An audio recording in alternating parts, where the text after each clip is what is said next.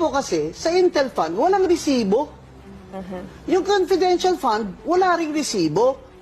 I was mayor also before, naging COA commissioner pa ako.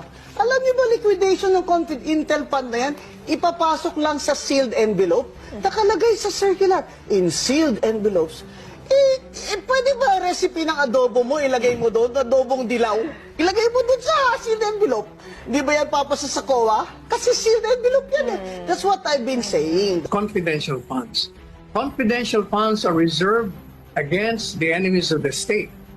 Saan mo kukunin ang impormasyon para matalo mo mga kalaban, mga terorista, mga kriminal, mga komunista, mga rebelde? Siyempre, manggagaling yun sa kanila rin. Paano mo kukunin? Babayaran mo yung magtatrader sa kanila.